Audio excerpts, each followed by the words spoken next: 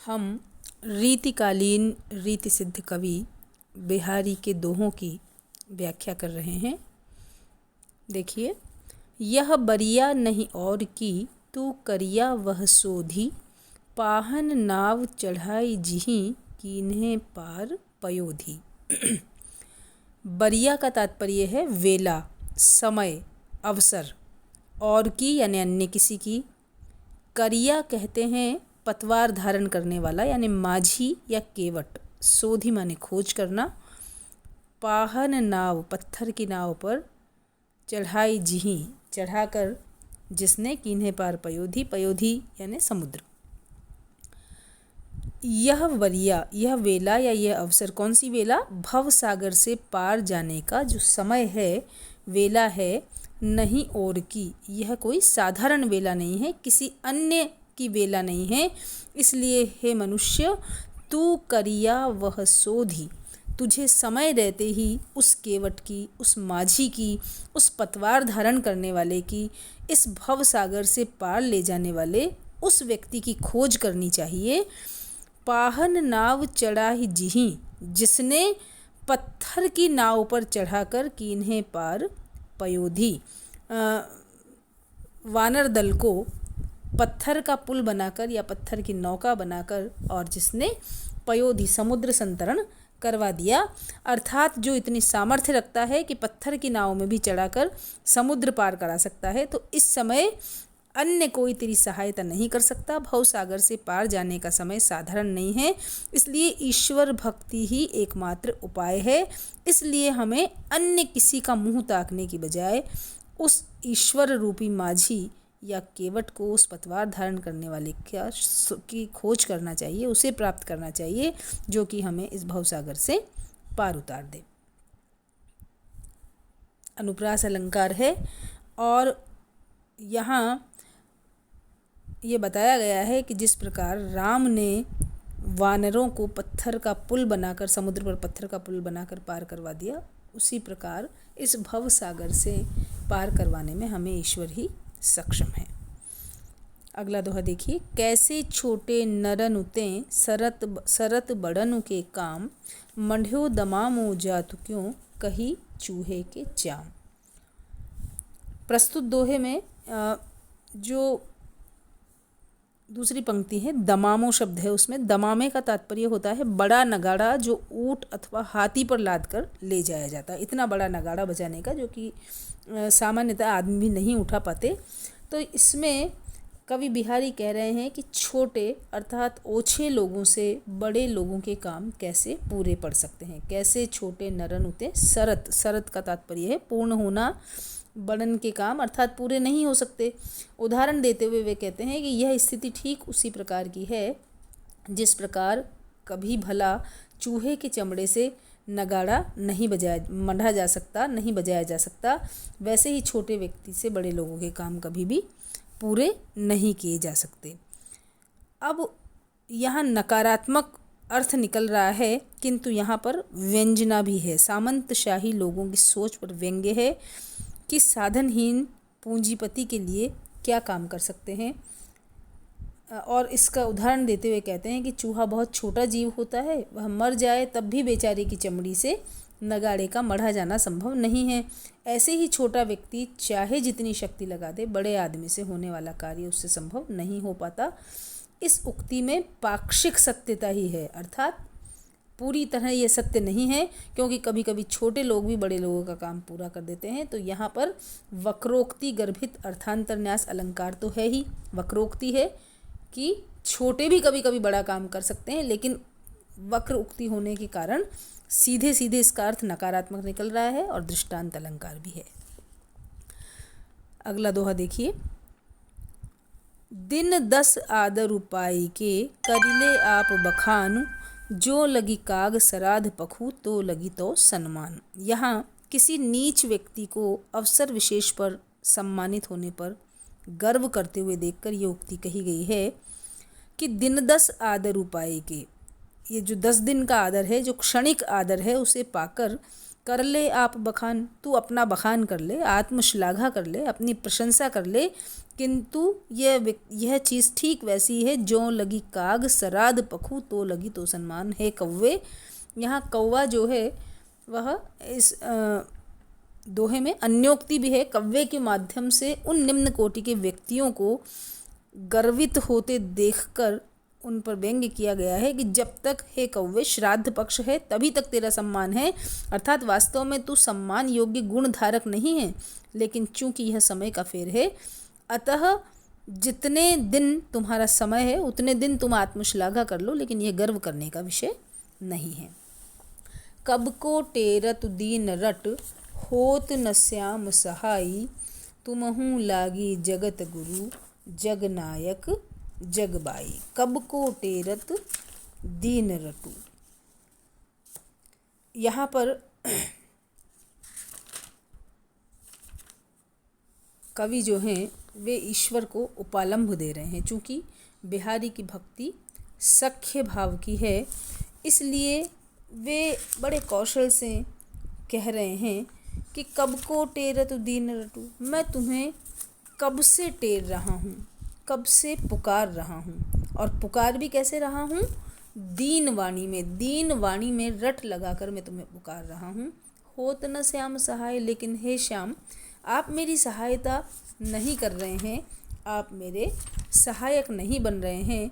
तुमहु लागी जगत गुरु जग नायक जगबाय। बड़ा व्यंग्य करते हैं बिहारी जी कि हे जगत के गुरु, हे जगत के स्वामी, इस संपूर्ण जगत के संचालक, ऐसा लगता है कि तुम्हें भी हे जग के नायक, जग की बाई यानी हवा, जग की हवा लग गई है। जग की हवा कैसी है, स्वार्थपरता से संयुक्त है, लेकिन मैं भक्त तुम्हें बार बार पुकार रहा हूँ तो भी तुम मेरी सहायता नहीं कर रहे हो। तो हे जगनायक, ऐसा लगता है कि तुम्हें भी जगत की हवा लग गई है, तुम भी जगत गुरु बन गए हो। कई बार हम गुरु शब्द को बड़ा व्यंजना में भी लेते हैं, यहाँ भी वैसी ही व्यंजना है कि तुम भी बड़े ही चतुर शिरोमणि बन गए हो और जगत की हवा तुम्हें लग गई है कि तुम मेरी सहायता नहीं कर रहे हो। अपनी सहायता करने वाली जो आदत है उसको तुमने छोड़ दिया है, मेरी पुकार पर ध्यान नहीं दे रहे हो।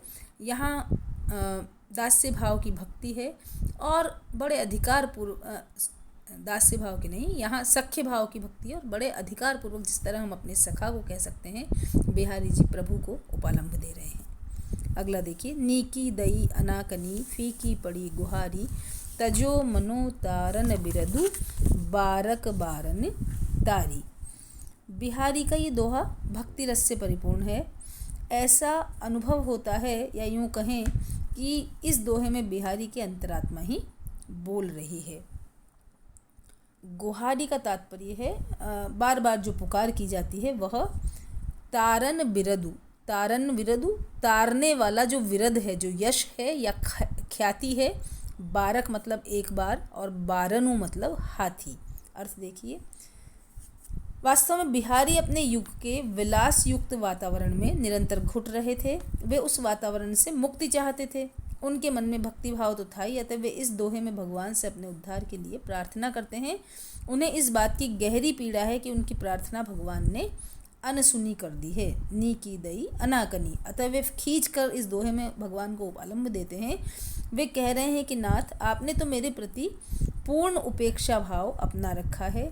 इसका प्रमाण यह है कि मैं अपने उद्धार के लिए आपसे अनेक बार प्रार्थना कर चुका हूँ, गुहार लगा चुका हूँ, किंतु मेरी प्रार्थना आपके कानों तक पहुँचती ही नहीं है। बिहारी की प्रार्थना पर ध्यान न देने के कारण वे उत्प्रेक्षा करते हैं। उत्प्रेक्षा पूर्वक क्या कह रहे हैं, तजो मनो, मनो मनो मनो मानो जहाँ होता है वहाँ उत्प्रेक्षा अलंकार होता है। तो उत्प्रेक्षा के माध्यम से कहते हैं कि ऐसा लगता है मानो भगवान ने एक बार हाथी का उद्धार किया, उसकी आर्त पुकार सुनकर दौड़े चले आए और उसका उद्धार करके वे इतने थक गए हैं कि अब उद्धारकर्ता कहलाने की प्रकृति को ही उन्होंने त्याग दिया है, उस यश को, उस विरद को ही छोड़ दिया है। वास्तव में बिहारी यह व्यंजित कर रहे हैं कि भगवान ने अपने उद्धारकर्ता वाले प्रण को त्याग दिया है, क्योंकि हर कोई उनसे उद्धार के लिए प्रार्थना करता है। इस स्थिति को देखकर उन्होंने मेरी पुकार की भी उपेक्षा कर डाली है। टिप्पणी में हम ये कह सकते हैं कि यहाँ बिहारी स्वयं का उद्धार न होने पर वक्रोक्ति के माध्यम से ईश्वर से द्रवित होने की प्रार्थना कर रहे हैं। नी की दई अनाकनी मुहावरे का प्रयोग है और यहाँ गजेंद्र मोक्ष की ओर भी संकेत किया गया है। जो गजराज की मोक्ष की थी, एक बार पुकारते ही दौड़कर आए और विष्णु ने गज की रक्षा की ग्राह से। तो उस गजेंद्र मोक्ष के उदाहरण की ओर हमारा ध्यान दिलवाया है और ये भक्त का उपालंब है। इस दोहे में पूर्वार्ध में काव्यलिंग अलंकार है और उत्तरार्ध में हेतुत्प्रेक्षा है। नीकी शब्द में विपरीत लक्षणा है। नीकी का तात्पर्य होता है अच्छा, लेकिन यहाँ नीकी शब्द में व्यंजना पूर्ण बात कही गई है। गज और ग्राह की कथा प्रसिद्ध है। ये कथा भागवत पुराण में या अन्य पुराणों में विस्तार से हमें मिलती है। प्रकट भये द्विजराज कुल सुबस बसे ब्रज आई, मेरो हरो कलेस सब केशव केशव राई। द्विजराज कुल के दो अर्थ हैं। द्विज एक तो कहते हैं ब्राह्मण को। द्विज का जो शाब्दिक अर्थ है वह होता है द्विजन्मा, जिसका 2 बार जन्म होता है। तो ब्राह्मण एक बार माँ के गर्भ से जन्म लेता है और उसका दूसरा जन्म जब यज्ञोपवीत संस्कार होता है तब माना जाता है, इसलिए ब्राह्मण होता है द्विज। और द्विजन्मा चंद्रमा को भी कहते हैं द्विज, इसलिए कहते हैं क्योंकि चंद्रमा की कलाएं क्रमशः 15 दिन बढ़ने के बाद फिर पूर्णिमा आती है और उसके बाद क्रमशः घटती है और अंधकार हो जाता है अमावस्या को और पुनः अवतरित होती है चंद्रकलाएं। इसलिए चंद्र का पर्याय भी द्विज है। तो द्विजराज कुल का तात्पर्य हो गया ब्राह्मण कुल और दूसरा तात्पर्य है चंद्रवंश। सुबस का तात्पर्य होता है स्वेच्छा से, स्ववश, और सुबस यानी भली प्रकार से बस गए। केशव राई, यहाँ केशव राई में रूपक अलंकार है। अर्थ कुछ विद्वान ये मानते हैं कि केशव जो हैं वे बिहारी के पिता रहे हैं। तो यहाँ केशव राय के 2 अर्थ होंगे, पिता तुल्य कृष्ण और कृष्ण रूपी केशव राय। अर्थ देखिए, प्रगट भय द्विजराज कुल, एक अर्थ है बिहारी के पिता के संबंध में। बिहारी अपने पिता के लिए कह रहे हैं कि मेरे पिता जो केशव राय हैं वे प्रकट भय द्विजराज कुल, उन्होंने ब्राह्मण कुल में जन्म लिया और सुबस बसे ब्रज आई, और वे स्वेच्छा से ब्रज में आकर बस गए।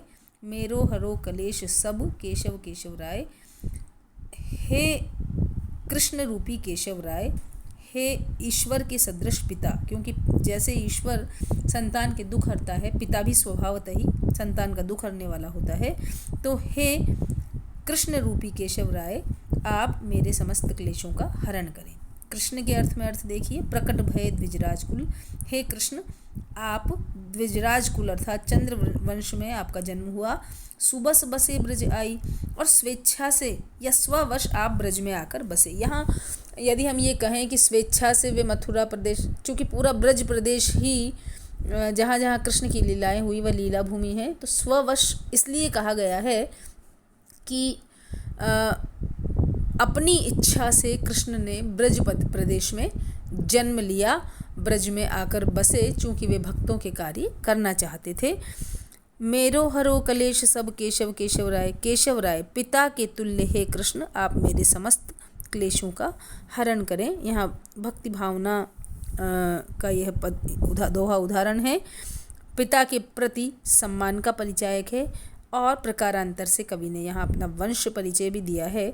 यह माना जाता है कि कवि ब्राह्मण थे और बाद में वे ब्रज में आकर निवास करने लगे थे। तो